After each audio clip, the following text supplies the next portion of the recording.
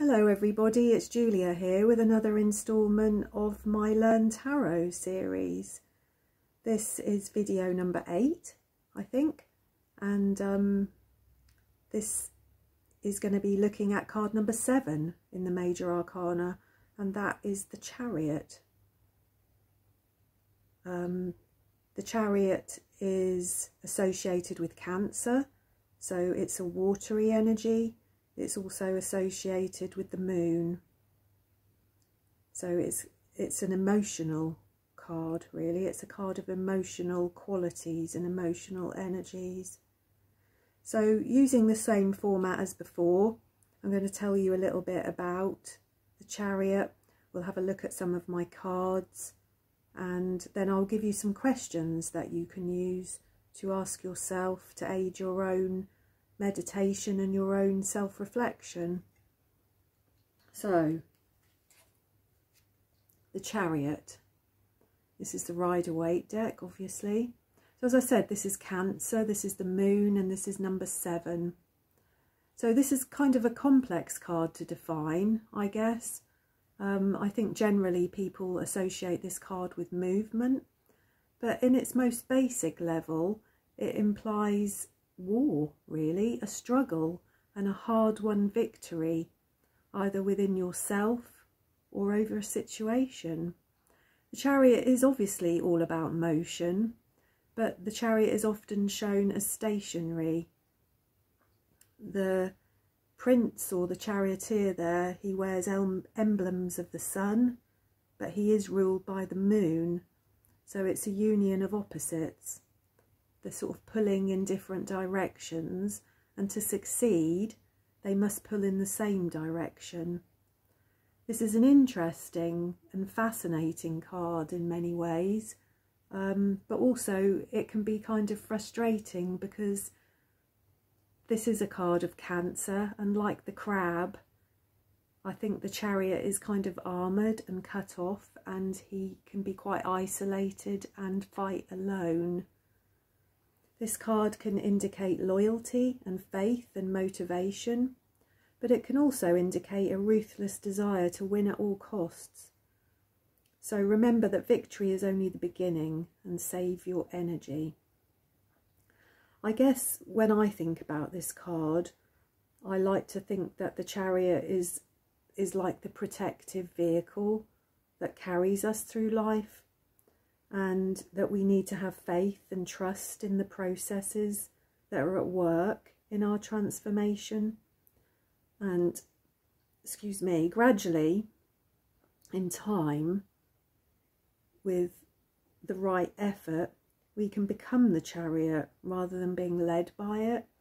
And I think that that's most important to think about with the Chariot, is that I think a lot of us spend a lot of our lives feeling like passengers, being led along, and really the Chariot is urging us to take up the reins and to take control of our lives, take control of our journey, and eventually to become the Chariot, to be at one with the Chariot. So let's have a look at some of the cards that we've got here.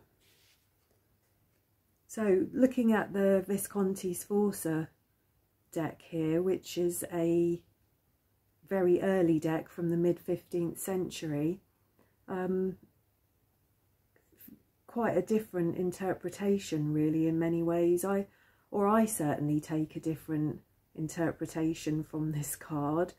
We've obviously got a female driving the Chariot, which is not common at all actually. The horses here are winged horses. She sat on a sort of fairly plain, sort of flat cart here. And I think this is the female from the Lovers. This is a maiden. And I don't know why, but this card just makes me think of fleeing, of moving away from difficult emotional situations. I mean, obviously there's a moving towards something here, but the overwhelming feeling from this card is of a fleeing, of a running away. obviously my personal interpretation, my personal feeling about that card. With the Rider-Waite deck here, this is just full of symbology, really, this card. We've got the two sphinxes here in front of him, one black and one white, one dark, one light. I think they represent masculine and feminine. I think with the dark being masculine and the light being feminine. What else have we got here? He's got his wand, which I think represents willpower, his willpower. The wand is blue, which would represent emotions. He's got the river behind him, which again would represent emotions. What else has he got here? He's got the winged sun, which shows his aspirations and his creativity, his drive. He's got a square emblem on his chest, which to me would represent the masculine, the solid and the stable. There's a lot of questions, isn't there, with this card? Is he moving? Is he stationary? Is he on his way somewhere? Or is he returning from somewhere? I think there's more questions than answers, really, with this card, isn't there? He's got a laurel on his head. He's got a crown with, I think, 8 pointed stars on, which represents something important, I'm sure. He's got the celestial stars above his head, which I would imagine represents his connection to the divine. As I said, there's tons of symbology within this card, the Chariot.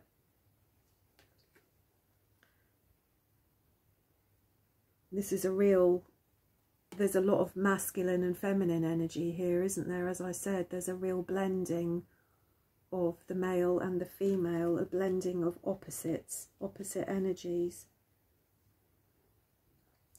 Then what I find really interesting, because as I said, in that card it's not clear whether he's leaving or he's arriving or he's just standing there, really. It's not clear what he's up to, really.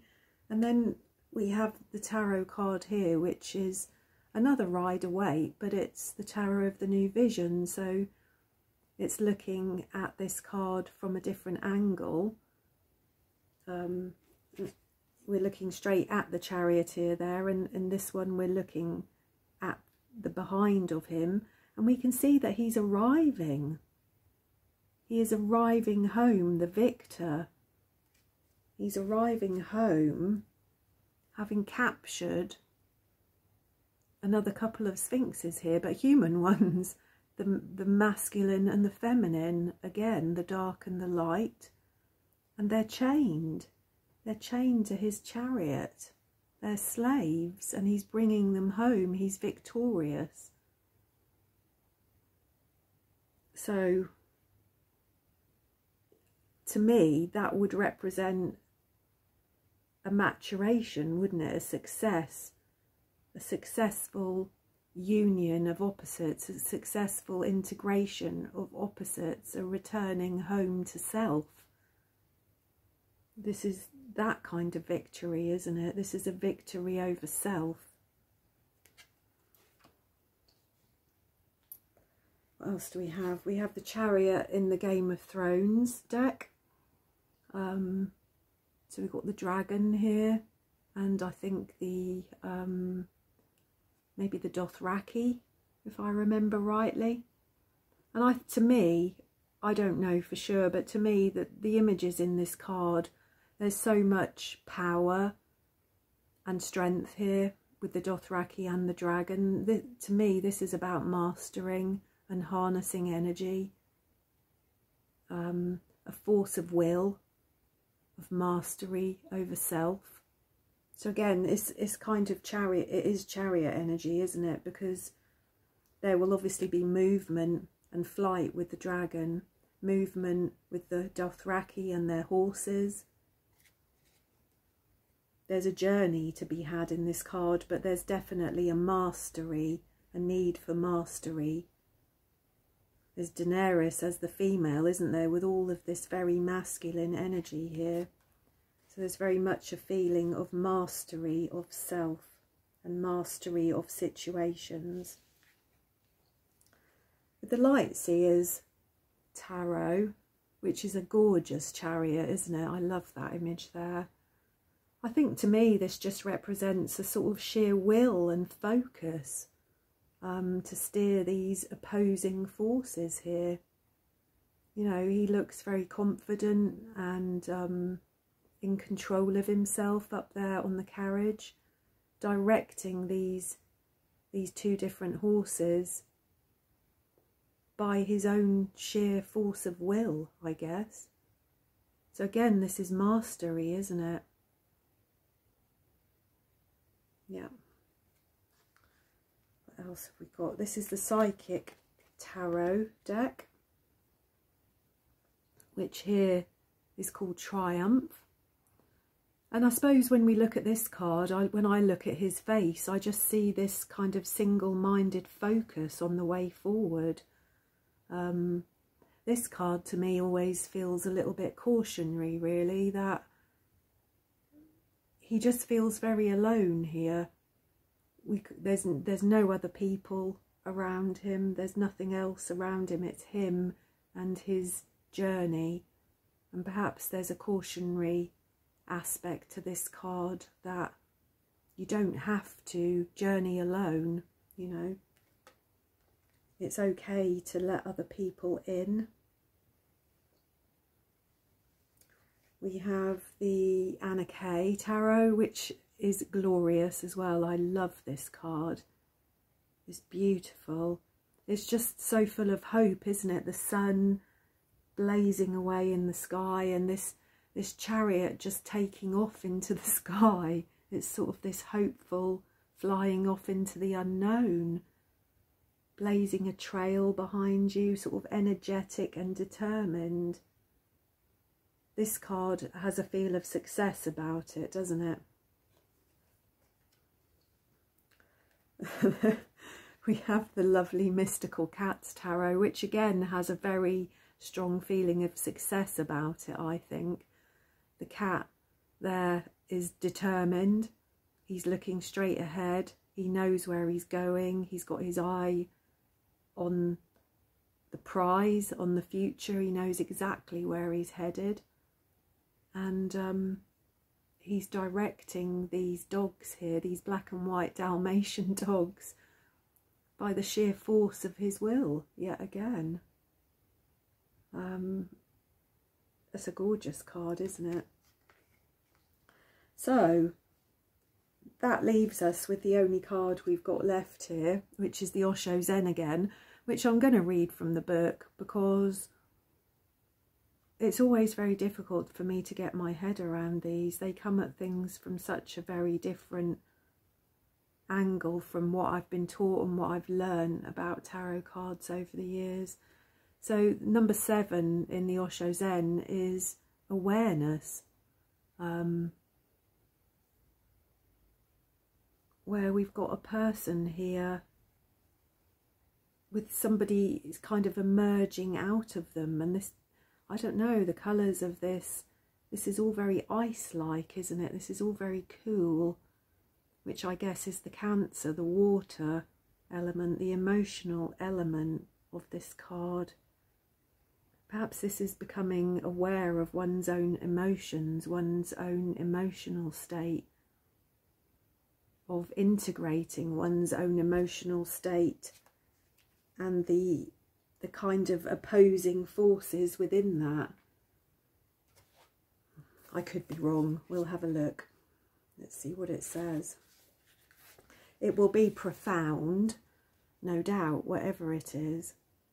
So we've got here the veil of illusion, or maya, that has been keeping you from perceiving reality as it is starting to burn away.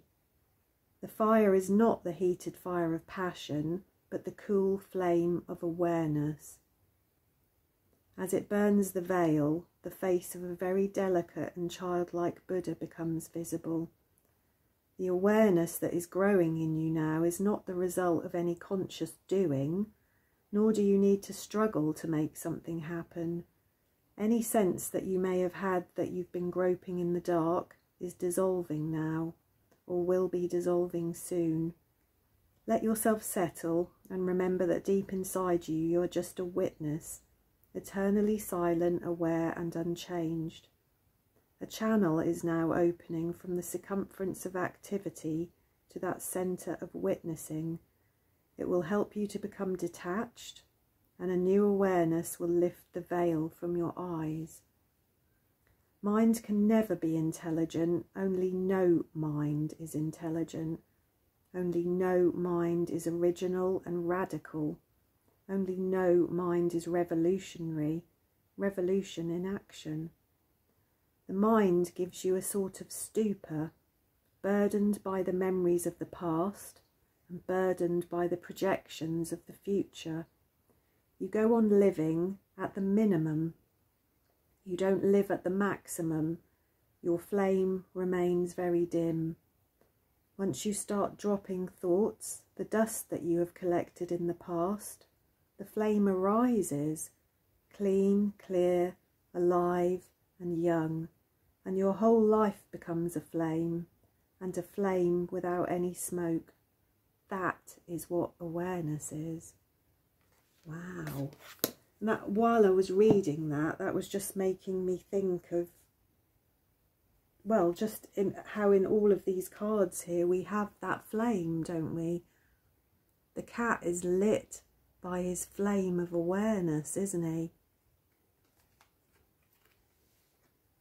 The charioteer here has taken off towards the sun, lit by the flame of his awareness. So yeah, I can see that actually. So this is about not getting caught up in your thought processes, of being able to live and feel your own energetic state, of being able to be focused, directed and driven, to move forward through life with energy, with positivity, consciously actually. As I said, not being a passenger, not being led through life, taking up the reins and driving your own chariot, with eventually the ability to become the chariot, to integrate those opposite, opposing forces within yourself, to integrate your thoughts, your feelings, your spirit, your energy, your mind, your soul, to integrate all of those things within you. Yeah, so let's have a look. Some questions that you might like to ask yourself if you were to meditate upon the energy of the chariot. So, is your heart and mind in alignment, or do they pull against each other, causing procrastination and limitations? What contradictions or tensions are you struggling to maintain control over, either within yourself or in your external world? Where have you seen and felt a victory or a success in your life? What progress are you making in testing your abilities in this life?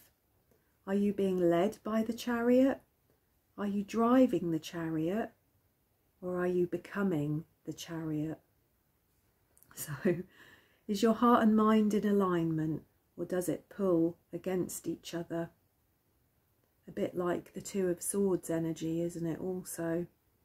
The kind of head over heart, the pulling of this way and that way, procrastination and limitations. What contradictions or tensions are you struggling to maintain control over, either within yourself or in your external world? Where have you seen and felt victory or success in your life? What focus and energy have you put into things in your life? What progress are you making in testing your abilities in this life? Are you being led by the chariot? Are you a passenger? Or are you driving the chariot? Have you taken up the reins? Or have you started on your journey towards self-awareness and self-actualization and maturation and becoming the chariot? So as I said, this is a fascinating card. I think it's one that I've struggled with over the years looking at in tarot readings, because as I said, it's too easy just to think of this card of being about movement and about forward movement, but it's much, much more than that, really. It's about taking ownership and taking control of that forward movement in your life, of being the force behind it, of creating fortunate and abundant changes for yourself, of taking up the reins and following the signs and omens in your life, having journeys, having adventures, and ultimately seeking to integrate those opposite forces within yourself, those polarities, those things within yourself that pull in different directions, old habits, old patterns, old cycles. So there we go. I hope that was helpful. I really enjoyed that today. I hope that you're all well, and I look forward to seeing you again. And I think that we will be looking at the Strength card next, won't we? I had to think for a minute there. Yeah, we'll be looking at card number 8, which is the Strength card. So I look forward to seeing you again. Thank you.